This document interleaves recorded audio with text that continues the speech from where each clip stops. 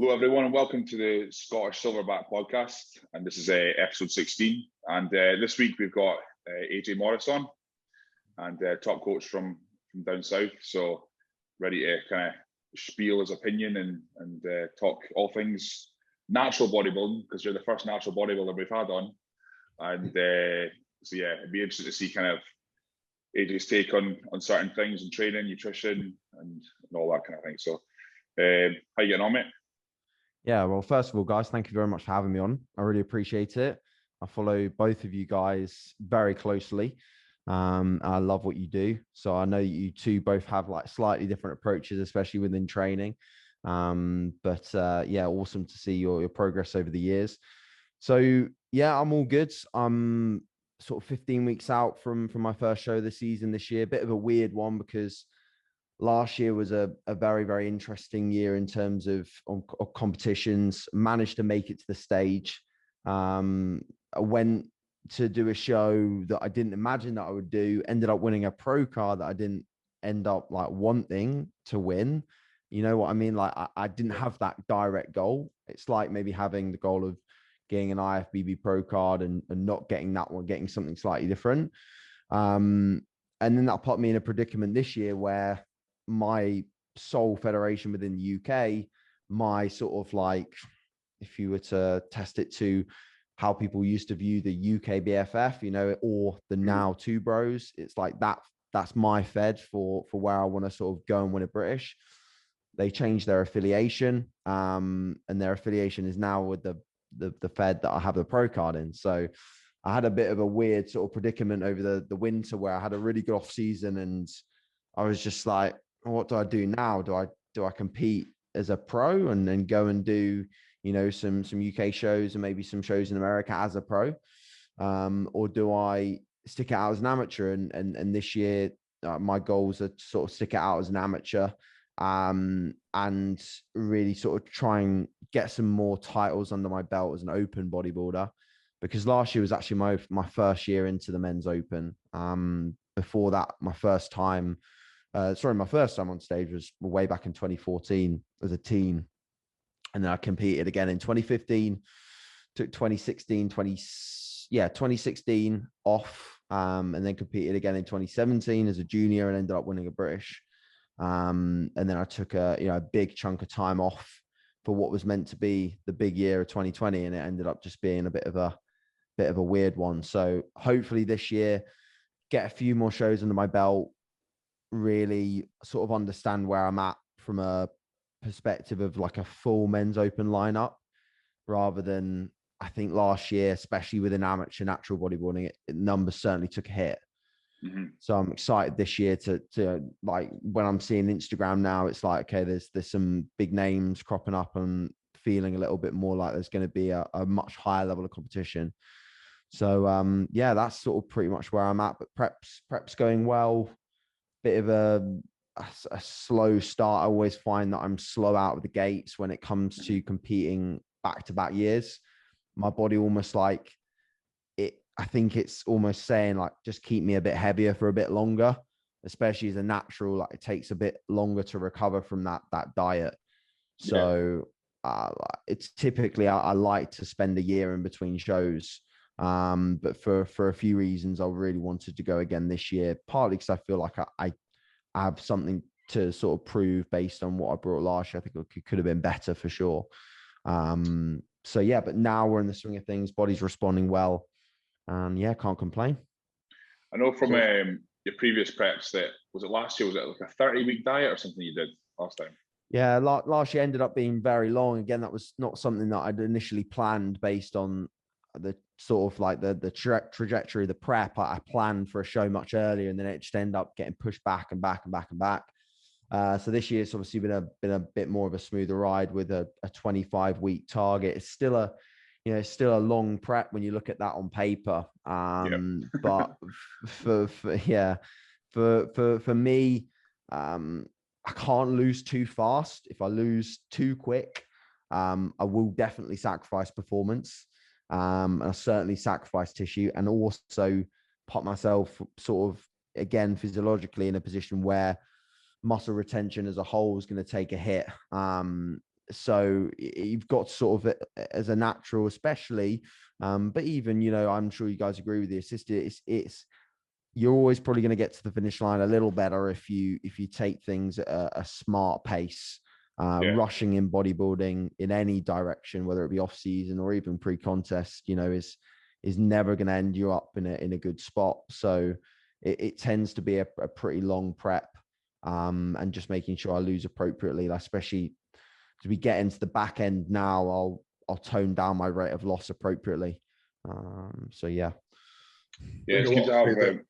But what I was going to quickly say there is, obviously, like, I think we could all get to the finish line very quick. But obviously, if you look at obviously your recovery, your rest, how efficiently you train, then it's going to be such a massive impact on your look, which is something that a lot of people don't obviously will see in themselves.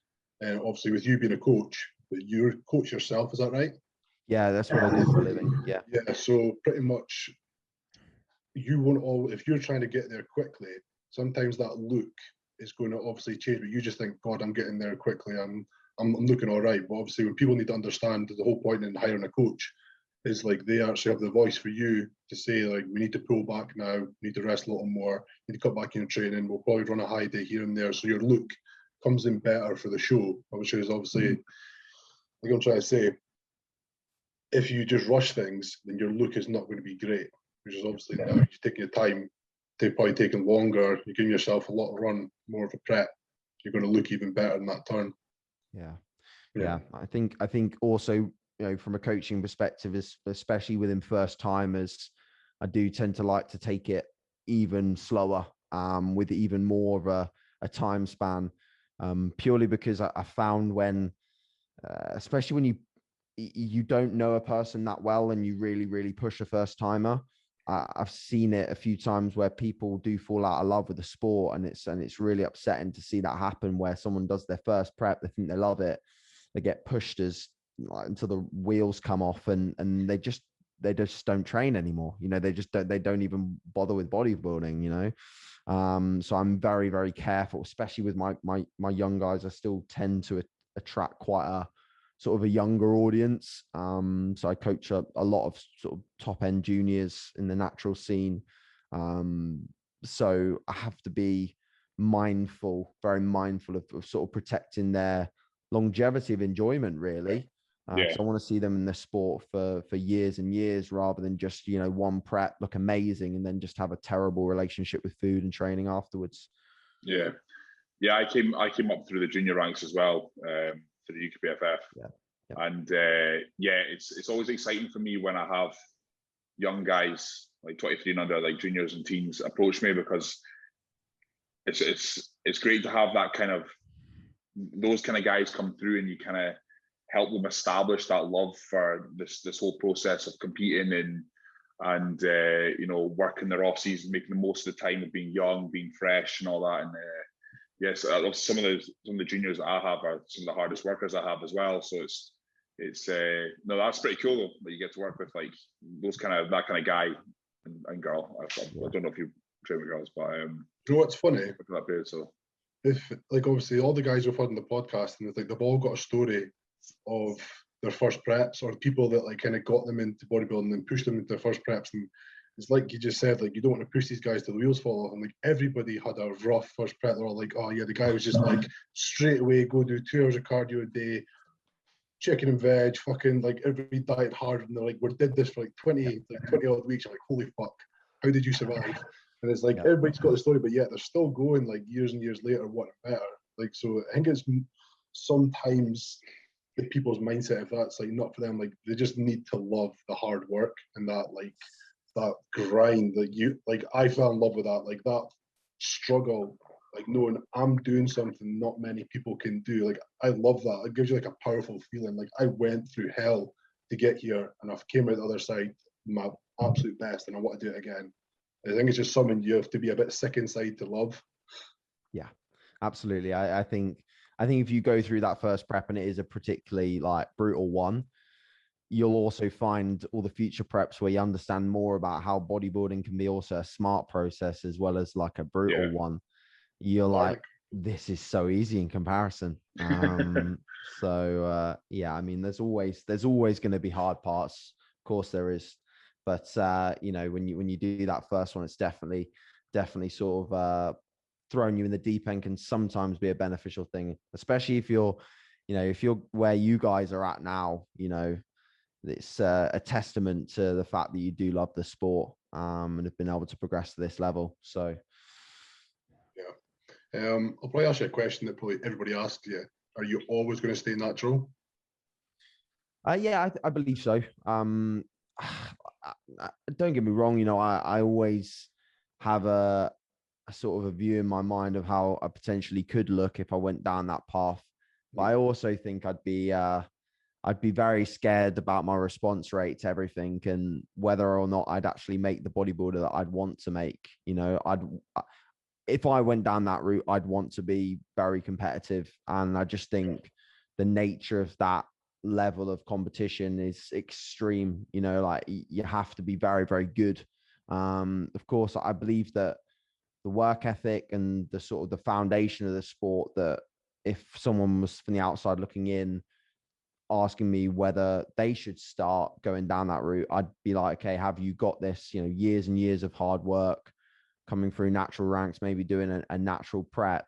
If you got that, and if you got the sort of the foundation of dedication down, if you have, then why not? Especially if you've got favorable genetics and you want to go into that realm of the sport, I don't have anything against it. But for me, I also think from a business standpoint as well, I've really sort of hit my ground running with the whole natural niche thing. And I don't really, apart from people that have their drugs managed by someone completely else, which is literally 2 people on my books, and neither of them are actually competitors at the moment. So they're on like TRT dosages. I don't coach any assisted athletes, and when I've started to like look more, because I've delved into sort of several different areas of learning about anabolics and moving into that side of things. And I've sort of tried to learn the foundation so I can have an understanding. And as much as there are simplicities to it, there's complexities in the prep process that I think that I just look at it and I think I'm good where I'm at. I'm good with just the natural process. I know I can nail that. I know I can get people into shape. I know I can bring a good look to the stage for, and Andy, you mentioned whether I coach females, coach primarily figure, women's physique, men's bodybuilding. That's pretty much me. So I know I can bring people to the stage with great looks. And I think once you've found something in this industry that, you can set yourself apart a little bit, there's not many people coaching at this level and bringing people to the British finals consistently, bringing sort of in years that have been big for me, it's like been a team of 10 to 20 clients at the British finals, covering most of the top 5 places kind of things. Like when I've found that, I feel like if I was to go down another path as a role model to the people that I coach, I feel like it would encourage some of the younger guys, especially, to think he's made that kind of leap and that progress. I'll ask AJ what he thinks about me doing it too. And then, I'd feel like a bit of a hypocrite saying no to some of those people. So, I think for me, I always see sort of most of my own competitive goals and matched business goals within the natural scene, to be honest.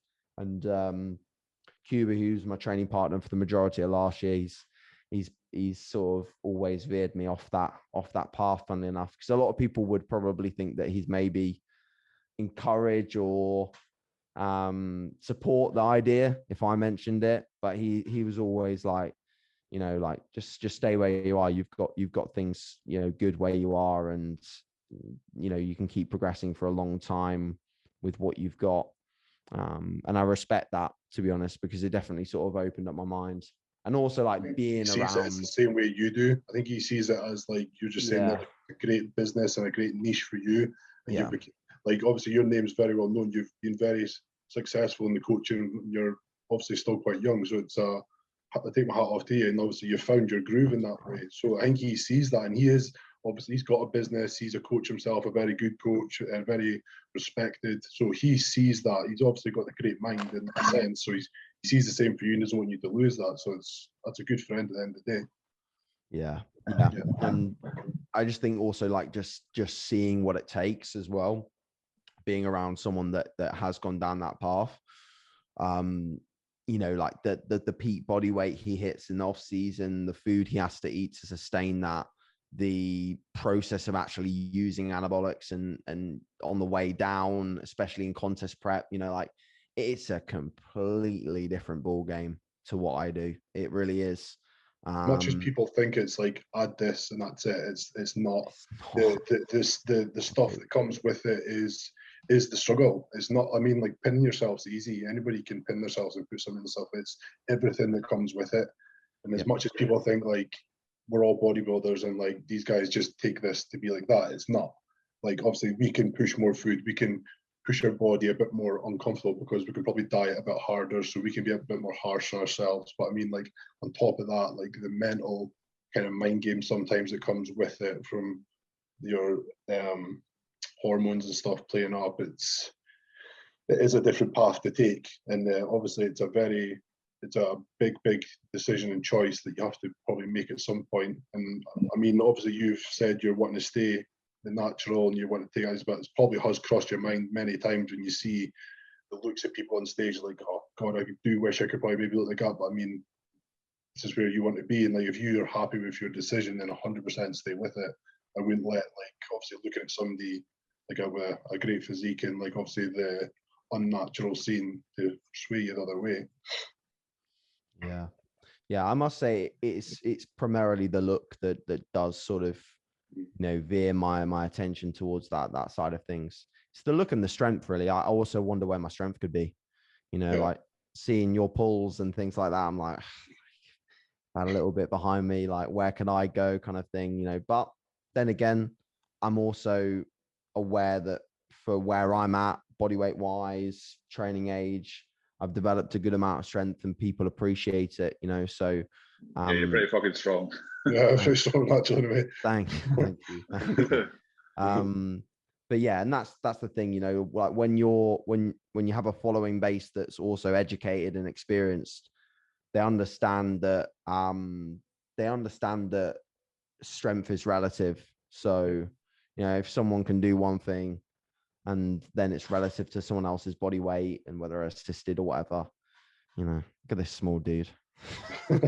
Shut up, man. Oh man, that's strong. No, I thought I'd just show some of the people some of your lifts and that. I mean, thank you, man. That's not only is that strong, but that's clean. Yeah, that's exactly what I was about to say. Like what I love about watching your YouTube, your Instagram, is your attention to detail in your sets. Like your lock-in, your precision of like the actual movement from negative to positive to holds, and like it's the perfection of your execution all the way to failure. And this is why you're at that level and you're that strong in like just the perfection you take your sets. That's what I love watching about your stuff. Thank you. I really appreciate that. And that's definitely something that I've aimed for in terms of that application of both being strong, but making it look like it's an efficient pattern as well across everything I do. And that's something that, you know, like if a young bodybuilder's watching this and thinking, oh no, I'm not quite there yet, like all you have to do is scroll back quite a little bit on my feed, and you'll find plenty of lifts that don't look anything like this, and they're with half the weight. You know, so it's like learning to train efficiently and accurately is definitely a skill, and it's a skill that's acquired through several years of training. So I try to tell people that it's like once you can do stuff to perfection and you're connecting the muscle correctly, that muscle is going to work so much more efficiently from start to finish. That is going to grow a stronger and better muscle. I mean, like, don't get me wrong, there's probably many videos on my Instagram like where I get completely lost about what I'm away to do, and the fury of my set takes over and I just grip and rip. And there's a lot of times I've done that and my form's been shit, and I look back at the video going, fuck, I didn't think it looked that bad. But it was. And it's like, even though I got the reps and I got like the numbers, that it was like, it could have been so much better. I mean, because of that, I could have perfected my execution of the muscle better. And then I just got to think, all right, I've got to go back next week and make that look much better. But I mean, we've probably all been there a few times where I think we just get lost in the set and want to grip and rip it. Yeah. What I've noticed about AJ, about your is your captions. How the fuck do you come up with all this stuff to write? I can't honestly see when I put up videos, I'm just or photos, I'm just like, all right, here's my arm, here's me, hi. Like, you know what I mean? I can't, when it comes to actually writing captions, I can't do anything. I'll always read your captions like, fucking that's biblical, that. Look how perfectly laid out and like informative that is. I really appreciate that as well, because that's definitely something that's, especially now with Instagram sort of being very heavily populated with extremely clever people, it is hard to sort of still deliver value when the same thing is being regurgitated a lot of times. Yeah. So what I find when I write a caption, what I tend to do is it's usually like it's maybe out doing my final steps of the day, and it will just be literally something that it's a thought that comes into my head. That's the start of the post, and then below that is literally just me typing as if I was talking. That's when I write my best post. When I overthink it, or when I try and write on a specific topic that hasn't come to the top of my mind, it's rubbish, and I just think I'm getting words here which just don't make any sense. So I think that's my problem.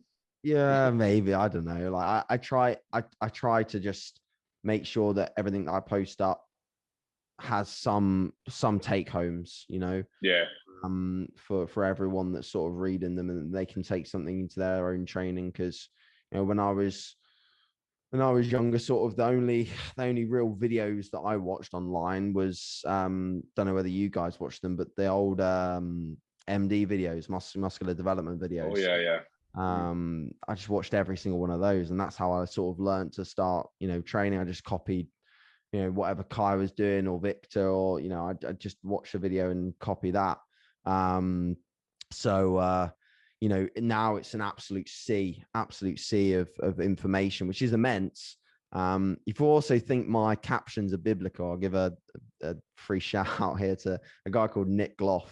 I don't know whether you follow him at all, but like his captions are absolutely off the chain in terms of like, you'll read them and then you'll think you need to like pick out a thesaurus to understand what he says. But yeah, there's some super clever people out there at the moment, and yeah, I think bodybuilding is going through a little bit of a shift, perhaps, in the sense that we're learning to just be smarter. There's still, I think, bottom line, there's always going to be that foundation of you've got to be a bit of an animal up here. You've got to have that intensity. You've got to have that drive and that passion for it. But I also think there's a time now, a shift, where people are going to be training a little bit more smart. You know, people are going to be looking at bodybuilding in a little bit more of a, not complicating it like too much, but having a greater awareness of what the right decisions are to create longevity and to make the most efficient progress we can. Yeah.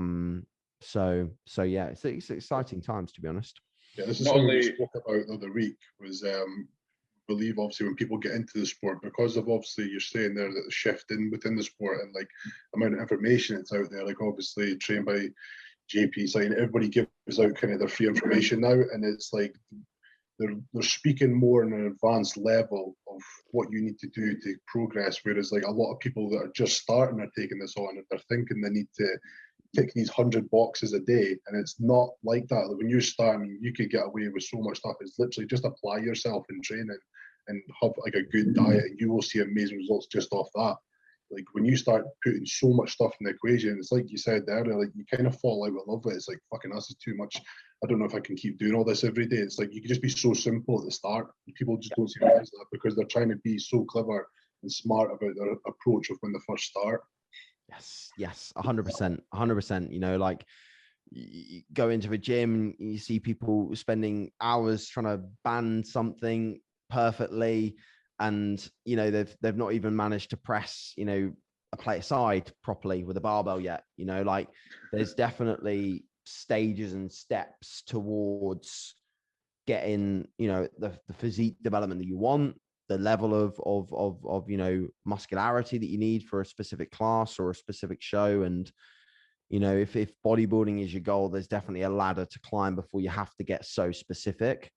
100%. And to be honest, there's definitely reasons to suggest that if you don't like that style of bodybuilding and you love just throwing barbells around and getting strong and just loving training, go for it, because I guarantee you still make plenty of progress if you love it. A great example of that is Chris McCready. I'm sure you both know him, Keefy West on Instagram. Amazing natural bodybuilder, strong as hell, does the basics, does a bro split because he loves it, goes in and trains arms every week, even though you're not meant to have arm days, all of these things that, you're not typically meant to have nowadays because it's not the right thing to do. But bodybuilding is just ultimately about what you can love the most and be the most consistent with. And, I think definitely a lot of young guys get sort of very confused and maybe dragged in the wrong path initially through thinking that it is more complex than it needs to be. This development aspect of bodybuilding is definitely more relative to the guys that are at a very, very high level already and potentially want to get that extra inch, or they want to extend their careers that little bit longer because they know that what they're doing maybe is going to, something's going to go pop at some point if they keep going down this similar path. Potentially that's another reason as well. Yeah, no, definitely. I will go back to your Instagram. So not only like you see these shots, right? It's not only the physique. Obviously, that's the number one here. But see the mask. It just adds something to that. Like it's a proper fucking like ninja style like tiger look mask to that.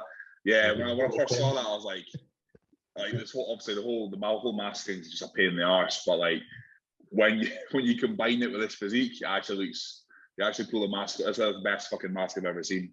I appreciate that. So I've never seen that before. I was like, that's brilliant. I do like that. I was like, if I'm gonna have to wear a mask, I'm definitely getting one that stands out, because I think if you don't get given one that's a mandatory one, you've got to do something different. So everyone else had sort of black masks, and I had tigers on mine, so maybe that's why I won. That's class, man. I was going to say, obviously, like we all know, IFBB is the kind of the end game if you're a bodybuilder and you want to become an IFBB pro. What is the main organization for naturals? Sure. So it's a bit of a sticky question, really, because there's plenty of very, very highly competitive natural federations out there. The difficulty is that when you get to the top level, the pro classes, and this is a big reason why I actually chose to stay amateur this year, it's very messy. Like you'll get some pros that wouldn't even win an amateur qualifier, and you're like, why are you a pro? Because some pro cards are handed out, especially in the States, to a level of athlete that doesn't actually warrant getting one. So you get pro shows which are then poor quality lineups, and someone could win a big pro show potentially out in the States, be crowned a pro champion, but then wouldn't even win, like I said, a lower level show in the UK. So the difficulty is that it's a very sort of mixed bag. So a year ago, I would have told you, in my opinion, the top tier is the WNBF. And that's actually a federation that both Kai Green and Sean Clarida held pro cards in when they were very, very young, and showed their genetic and obviously work ethic sort of dominance. I think both of them held pro cards, when they were like late teens, early 20s, and were up there in the pro classes. That just goes to show you what, if you have top tier genetics, you'll probably get to the very top of natural bodybuilding, be a winner pretty quick, and then that's when you potentially can think, right, okay, I'm going to set my goal really, really high in the assisted side. That's potentially a sort of a green ticket for that. But yeah, so that I would say the WNBF. But now it's all changed a little bit. We, as the UK, brought across already like a very, very, high level of amateur bodybuilders to that show pretty much every year. And then the affiliation changed.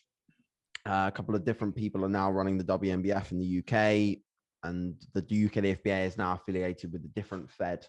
So it's changed the landscape a little bit. I mean, the WNBF will still be where I think it's the pinnacle. And I also think the WNBF UK will be well run because it's run by two of the UK's pros.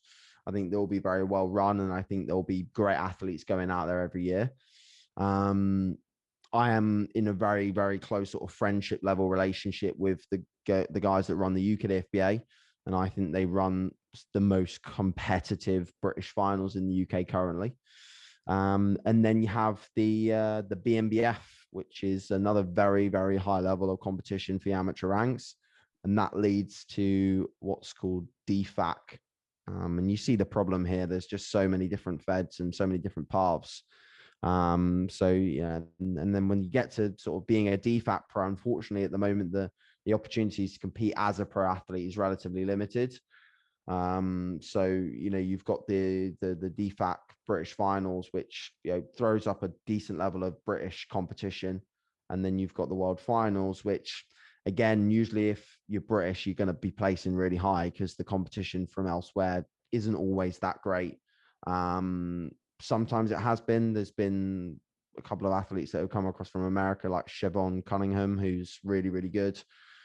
And yeah, so it's just a mixed bag, really. But I think also what you got to look at from a perspective of like, if you were to ask me like what my goals are to when I get a pro card eventually, however long it may be, again, it will just be to almost automatically be a competitive pro. I don't think I'm going to be a competitive pro realistically, like the level I want to be, until I'm earliest late 20s, if not early 30s. And that's just me being honest. It seems like a long time away, but the best pros out there are, unless they're very genetically gifted, which there are some of them, but the best pros that have like pretty decent genetics, but nothing ridiculous, are in their late 20s and early 30s, because that's when you hit you kind of like your stride or your bloom as a natural bodybuilder, because it's where you've laid down the majority of that muscle density, Yeah. So when you pull it all back, you've got everything in because there's enough density to carry you there. My issue, especially as a junior, was that I tried to get as lean as someone who was in their early 30s. I just run out of muscle. It's like, your runway when you're younger is shorter than when you're older, and that's going to happen even when you're an assisted side of things. It's just going to probably, the runway is going to expand a little bit quicker than it would do for a natural.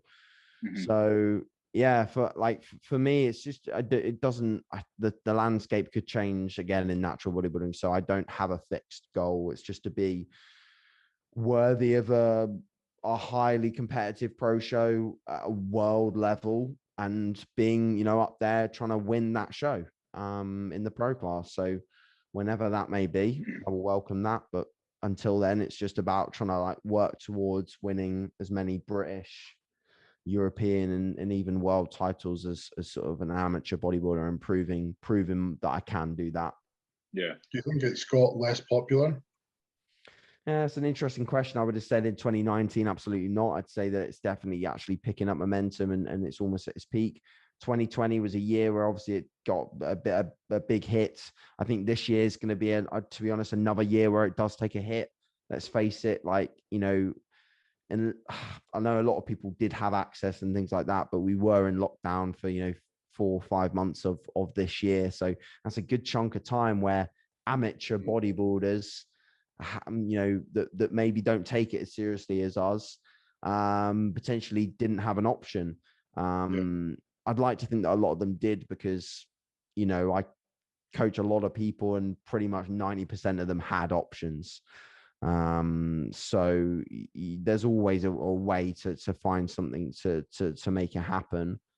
But yeah, it's interesting. It's interesting that I think in some ways, natural bodybuilding as a whole is growing. It's definitely growing in the junior ranks, but I see more people going through those junior ranks and then going straight towards the assisted side of things, regardless of how well they do in competition. It's just their goal. They just want to be a bigger human being, which is fair enough. You know, not everyone wants to look like a natural, you know, like when you diet down, you know, even if you are one of the bigger naturals, you just do look small when you get to the end. You know, you don't look big anymore. And some people just don't psychologically like that, and understand. But yeah, I think some people are more attracted to just being a bigger human. Yeah, I've spoken on the podcast before that I don't have any regrets in my competitive career. But if I were to be like a gun to my head, forced to do something different, it would have been to at least compete once or do one season as a natural. Interesting. For me, it's exactly what you said there. It was 100% the look. It wasn't this kind of desire to be kind of is to be a monster, but the natural look wasn't something that appealed to me. Obviously, I trained in a gym where there was top naturals in there. You know, Andy Chappelle from DFAC and that. I trained in the same gym as him for years, and obviously he was phenomenal. Like, I saw the kind of level and that he was at, but still, because we used to pose on a Sunday afternoon, just like me and him in the gym, and that was also, I was going through my first season then. But I remember just thinking, like, that's not the kind of look that I want to aspire to. I was going to BMBF shows before I ever competed, just to kind of watch, just to kind of get in, just to see what's on stage and what the competition's like. And it's purely just down to preference and look, in my opinion. So like you said, so yeah, so it's interesting you said that, because I competed. My first ever show was a BMBF show back in 2014 as a teen, and way even before I did that show, I had it in my mind that, because I'd been obviously following all the muscular development stuff, so I knew these guys were assisted, and also had a couple of assisted bodybuilders in the gym that I trained in. So like my eyes was like, do one competition as a natural and then just go assisted. And funnily enough, it was kind of like the opposite to your mindset, in a way that I went to that natural show, and I remember seeing a couple of physiques there that were at that sort of like Andrew Chappelle level, David Kay level. And I saw that, and I specifically remember seeing Andy and Dave that year in competition shape, and thinking, wow, like if I can, you know, knuckle down and stick with this, I can potentially get, you know, close to that kind of look. I'll be happy with that amount of muscle. So I think actually off the back of that, probably one of the best suggestions we could make is that people head to a natural show when you can go and spectate. You know, if your goal is to compete and you're wondering and you're thinking, you know, do I go assisted for my first prep? I mean, first of all, probably wouldn't recommend you do so unless you're sort of later into your training career already. But secondly, go to a natural show, see what you think about the physiques there. And if they're just not your cup of tea and you just think they're all small and skinny, then, you know, you can go towards something else. But I promise you, like, when you might see them around the venue and be like, you know, you might want to pack your bags and go home, but then you look at them and you see them pose and start to come to life. Some of these dudes look pretty big. You know, like Rob Waterhouse held his own last year in Two Bros Classic. You know, he managed to eke out his pro card against, you know, Jimmy, who's a massive human. So, you know, there's definitely, if you have good shape, you can still look very, very big on stage. It's just it's just an illusion, isn't it, at the end of the day? That is one of the, like you said, it's the natural illusion. Because every time I go to natural shows, like, you see the guys like in like the canteen or or like in the foyer and that with their huge tops on, and you're like, oh, right, okay. And then you see them strip off and you're like, fuck. Yeah. It's like a lot of them, like, you'd think that a natural guy wouldn't be able to achieve like a 3D look, but it's something about like Greg and I have spoken about this before, is like the condition that naturals get in my opinion, it is different to an assisted athlete. I don't know how that how that comes. Maybe it's to do with water, different water levels within the physique and stuff. So, or like the makeup of the fibers once you get to a certain size. But that always the condition that naturals get in. I feel if that was on like at the Olympia stage, imagine that on Rami. Ridiculous. Like what the fuck that would be. Like a anatomy chart and like a Belgian blue bull, it'd be fucking nuts. It's just insane. So it's that crispness of the detail. That's what I love about natural bodybuilding. Yeah, is that detail and that condition that comes through is not seen. I think I'd say it's very rare in untested bodybuilding. Yeah, I think it's very rare, if not just doesn't happen. It's just because of that.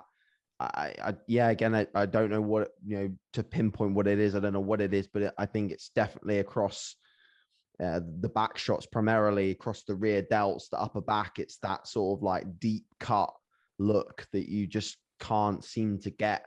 And as much as it carries less muscle, there is something about that look that does look pretty gnarly. So yeah, I'd agree with you on that front. Yeah, I think only people at our level will really appreciate what the natural look and obviously what it takes to get there. When obviously you're saying there, when you turn up the shows, you're looking at some of the guys that baggy tops, you're like, oh fuck, is this it? But obviously when you get up there and you realize like how hard it's probably been for them to achieve that muscle level and the condition, and how hard the diet probably was. Like I think only people at our level or people that have been in the sport a while can really appreciate that, and obviously really appreciate them as like great bodybuilders in a sense. Yeah. So since we're just talking about David, he's probably one of the best naturals I've ever seen. Unbelievable. Yeah, and you mentioned like that fine detail through the back. Yeah, like that's the fine detail we're talking about. That see that fucking that. It's the rear delts. It's like the separation across the delts. It's just you don't see that in glute fibers showing, just hamstrings, just like piano chords, just different. Yeah, that tie-in comes to like that's like a millimeter right at the bottom. Like it comes to such a fine point. Yeah, and like so straightened up into the through the adductors and everything. It's us. So I think a lot. I've even said to guys who are kind of clued up with bodybuilding, like I was like, oh, that kind of natural condition. Like, what are you talking about? I was like, it's different. It's definitely fucking different. And in my opinion, like that kind of like see what I mean? Like that's just fucking ludicrous, man. Yeah. So yeah, he's very, very humble dude as well. That's crazy. Yeah. He prepped my girlfriend in 2019, so he's a good guy. So yeah. This is the thing as well. Like he started competing quite late. It was like late 20s, I believe. He did his first ever show, and then sort of as he got early 30s, like very, very good, very, very good. He's one of those guys that like we spoke about this the other week. It's like there's so many people who are flooding like all social media, like, and they're not a great physique. They're literally amazing at publicizing themselves. They're amazing at just like getting their name out there, and they've got a huge following. He's got 5,000 followers. Probably one of the best naturals you could pretty much see. And I'll guarantee you, he's a super clever guy, great coach. And it's like they just do not get the publicity these guys like need or should have. And then there's people out there who've got a huge following and they're just speaking crap, and people are sucking it in and like taking it on board. It's like these are the people you need to like really pay attention to and look at. Yeah, agreed. I'm not sure what David does for a living actually, but I'm pretty sure he's not coaching full time. He's an English teacher. Yeah, he's an English teacher. I thought so. Oh, he's fucking as clever then. Yeah. No, he's probably one of the best naturals I've actually ever seen, just purely down to like that 3D look and the detail he's got. I've no idea what he weighs, but I imagine it's probably quite good for a natural guy. I think it's low 190s on stage. Really? Pretty sure. He's tall though. He's quite a tall dude. Yeah, he must be about 6'1", 6'1". The best natural I've seen would have been Keon Pearson when he was natural. Yeah. That's one of the craziest physiques I've ever seen, and to achieve like his pro card and probably I think he was third at the Arnold when he was natural. That's unheard of. That's amazing. Time for me. There's some people out there like that though, that just have the potential just to go all the way there with nothing, which is crazy. Yeah, he's like Ronnie Coleman, black genetics, like just gifted. Oh yeah, yeah. There's not many of them, but they're out there. Yep, 100%. Very rare, but amazing to see. Just see if there's any shots from today's two bros. It looked like Did you see any of it? It looked like one of the first really, really competitive qualifiers of the year from what I've seen. 100%. Yeah. Yeah. So it's he deserved the win. A lot more people coming out of the woodwork now. So yeah, this is the heavyweight winner. So yeah, that's a pretty nice hard front double. physique. Yeah. Massive lats. Yeah, when you see him at the side, there's not the same thickness. You see him hit a front double next to like super heavyweights, and it was just like boom, absolute width come out of him. It's just amazing to see him open that up. Great shot. Yeah, that's superb. When is the British for the two bros? 4 weeks. Okay. 4 weeks, yeah. I think it's 4 So weeks. not far. No, that's going to be quite a good lineup, I think. Yeah. There'll be a lot of good people, but I mean, that was like as you said, that was probably the best competitive lineup I've seen in the two bros so far this year, which is probably coming into the time now you're going to see people, because I think the other ones were a bit too early. Yeah. I didn't even know Joe was prepping at the moment like that. I saw him on stage today. I was like, I didn't even know he was doing it. I said that to Andy earlier. I was like, he just kind of surprised everybody, because that was like a 6-week prep from full-blown off-season to that. What? Yeah, man. I was like, the fuck? Because he was meant to be doing the same show as me in 9 weeks today, and he pulled into this like super early. I was like, what the fuck? Bloody hell. Yeah, no idea. That's mad. What's the diet for 6 weeks? This is a super heavy class, so obviously we've got Joe there, a friend of the podcast, Rob Cannon, Kona, and who's... I've never seen that guy.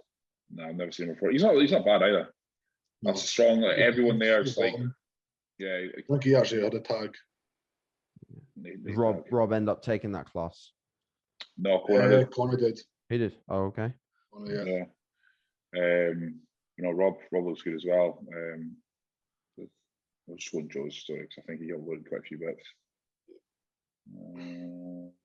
That's another one there. Oh, yeah. So yeah, Rob is a fucking unit. Big.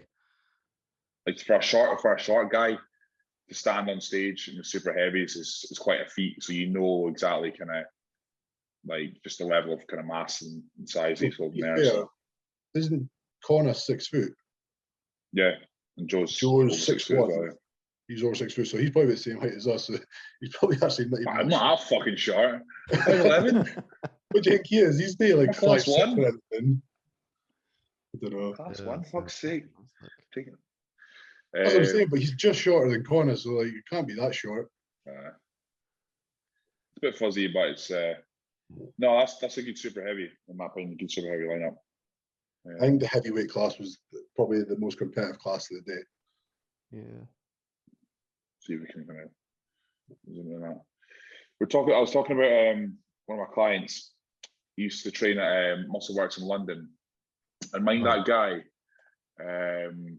It was Dubrakis or something like that. Do you guys remember him? Did he compete? Yeah. He won the heavies UKBFF like numerous times, but never got his overall. I'm gonna have to try and spell Dubrakis. That was fun trying to get names right. Yeah. Nah, it's not coming up. No, he just popped in my head the other day. I was kind of watching all the kind of the heavyweights and stuff, so no, it was looking good. Classes are getting a lot of good guys at the moment. Like that's probably one of the best kind of performing classes I've been seeing. When you come up to the opens, it's like there's guys that are heavy and they're coming on. They've not got the lines, the detail. They've probably got like the thickness, but it's just not coming into like what you would class as a great bodybuilding look. But when you look at like a lot of the classic guys, probably about 90% of that class look really good and spot on. I think that's a class that's really getting a lot of popularity at the moment. Yeah, I see that as well, for sure. It's definitely it's bringing everything to the mainstream a bit more. I mean, obviously I've got Sam Milne doing the classic at the Two Bros British, and just throughout of just purely how they make weight, that's in of itself is what is bringing the mad condition. And I don't think there should be caps, but the caps definitely are helping that quality and that condition come through. So it's definitely a good thing. So when you look at Neil when he was in the Bahamas there, like what he was dieting on going into the show, like he must have been fucking just dying, absolutely dying. Yeah. Like it was literally just salmon and strawberries. All he was getting for his meals. I was there like, fuck. Yeah. All day long. I was like, no, and he was like, I've got to go and train now. I was like, nah, actually chatted to him the other day, just sort of like seeing how he got on and stuff and see what he thought. Like he had this initial struggle of hitting the weight cap, so he's like really worried that he wasn't actually gonna make it, and then he ended up like pulling down like quite far below it, weighing in quite far below it, and then still not being able to quite catch up. I think his body just sort of like sped up a little bit towards the end, as you do with the nervous energy, the travel and things like that. So almost like sped up a little bit. And then from what he was telling me, I think on the day, or at least during the load, they also sort of like pulled back quite a bit on fluids, just to again make sure that, I think, one, he didn't sort of come out of what they were doing prior to make weight too harshly, and then he ended up sort of being, from what he said, a little bit flat on stage, which they weren't really expecting, because they were, right on that cusp. And he holds like fullness, like especially in his legs. Like the detail saves him. It gives him like that. It gives him a look, even though he's like run flat. Like the detail to his physique is crazy. 3D. But like he really pulled himself down. But what you were saying there, like they couldn't fill up. Yeah, we've spoke about this before, Andy. Like when you hit that point, you've ran yourself so flat, especially if your weight goes, like say it's like a peak week or something like that, you run yourself flat. It is sometimes a nightmare to get yourself to a point of full, because your body just doesn't want to accept it. It's ran itself so flat, it's kind of off balance. It doesn't want to really take in the food, or the water doesn't hold great inside the muscle, or whatever. It's a fine line. Yeah. AJ, we're talking about. I've spoken about a lot of the naturals that I know. I mean, obviously, I know David and obviously Andy, like personally, and that. And they run quite, in terms of like the ratios between protein and carbs. Naturals seem to run way higher carbs and far lower protein than assisted athletes. What is your kind of what's your take on that? Do you do it yourself, or do you? What's your kind of approach to? I know we're relatively all doing the same kind of thing, but you know what I mean. Yeah, I think if you were to look at it on a whole and sort of summarize my approach, it's definitely within that sort of high carb, low fat, moderate protein. Protein at least sort of 30 grams per meal to maximize MPS. Ticking that box. I think some naturals I've seen with this approach, Rob, one of them, interestingly goes very low on protein, like so low. I'm like, how is he stimulating MPS at each meal? Like obviously, carbohydrates being protein sparing, potentially you could look into that a little bit, but like the serving size of his protein portions were just so low whenever I've looked at his full day of eatings and things like that. So there is definitely something in the sense that you can run protein a little bit lower, but also I think from a perspective of managing performance, our tool is really going to be our food and our recovery. So if we can sort of utilize that, glycogen coming in and keep it as high as possible, we are going to probably retain more performance and thus more muscle. And I also think that, like when you do push really hard, hence why we do sort of the longer preps for most naturals, when you do push really hard, and you end up sort of, having to push the food low as well, you're hitting brick walls that you can't quite push through. Like you might hit a brick wall with an assisted prep and you add in a little bit of something and you might be able to sort of break that plateau a bit quicker. Whereas we'll be spinning our wheels for 2 weeks trying to figure out how we're going to break through this, thinking shit, we're not actually going to be ready on time. So, that process of having food higher, having more tools to play with is definitely something that I support. The interesting thing with my preps as well is all of the good ones have always been sort of run in phases. So like right now, my food will typically be lower than where it's going to be at. And I know it sounds like really weird, but it's going to be lower now than it will be at 3 or 4 weeks out, because I'll get the main bulk of the push done when I'm at higher body fat thresholds. Yeah. And then when I'm just about to like get it all off, that's when I'll start pulling fatigue, and that'll get me through that final bit of fat loss, because most of that's like fatigue, fluid just being pulled off. And then when you have a lean body, it's like when you do like, if anyone's done like a, one of those crazy reverse diets where you add in food really slowly, like it's how your body kind of responds then when it just sort of speeds up. You start to overfeed a little bit, things start to speed up and ramp up, and then you can sort of like, the ideal is to try and sort of eat up into the show, and bring a look that carries maximum fullness, a rested look. And also you can find out what you want to look like on stage at about 2 weeks out. So there's no sort of like second guessing with the peak. Actually a very similar approach to kind of what I've seen John Jewett do a little bit with his prep this year. Is he seems to have been lean quite far out, and then be sort of like finding a look he likes and just sort of cruising, not really doing a whole lot. So that's something I certainly agree with from a diet standpoint. It's just keeping the carbs as high as you can, really, whilst also being in a deficit. At the end of the day, got to get in a deficit somehow.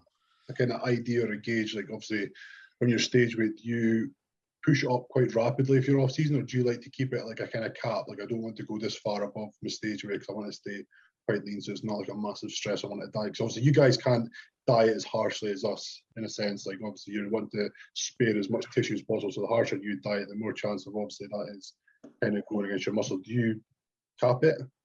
Yeah, I'd like to say that I cap it, because I think it's really sensible.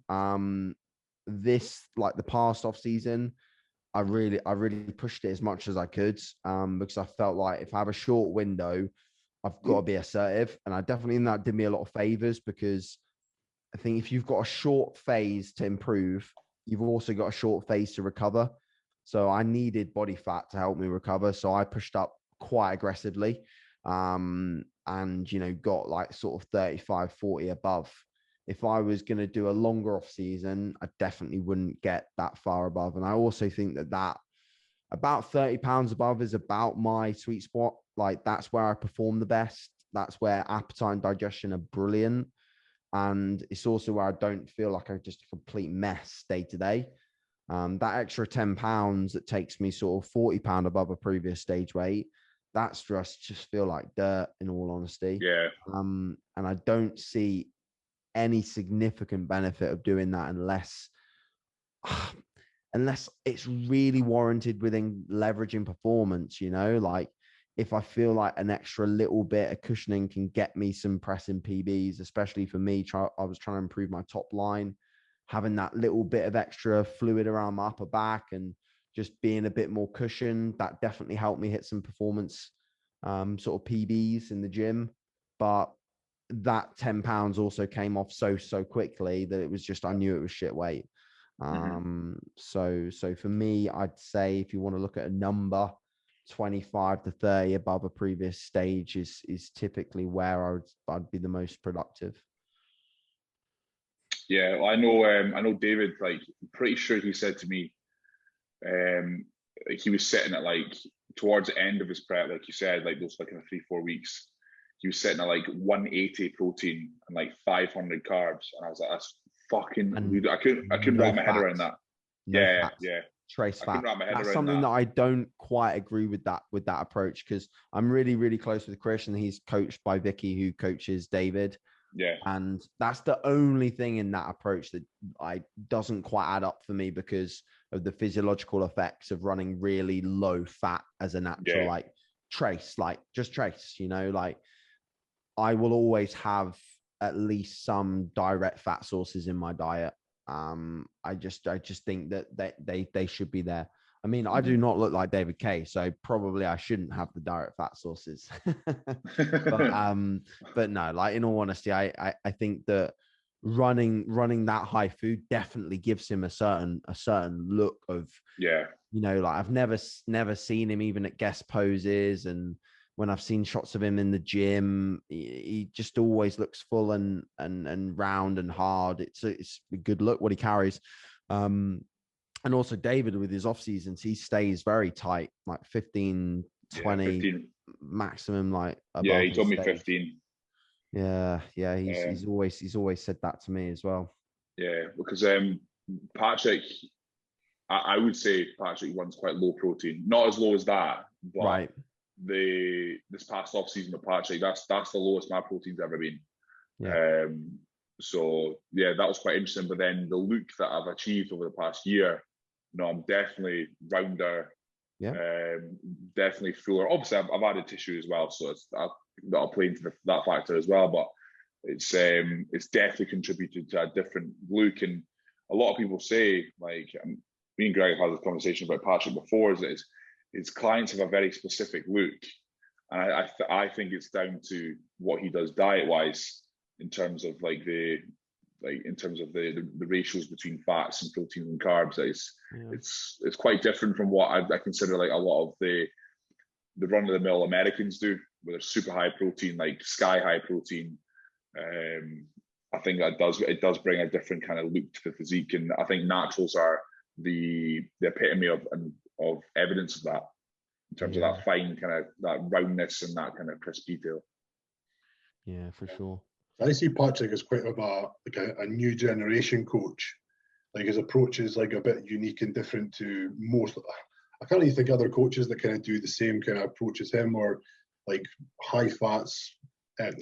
Moderate. We're not even moderate. They're quite low fats, are they?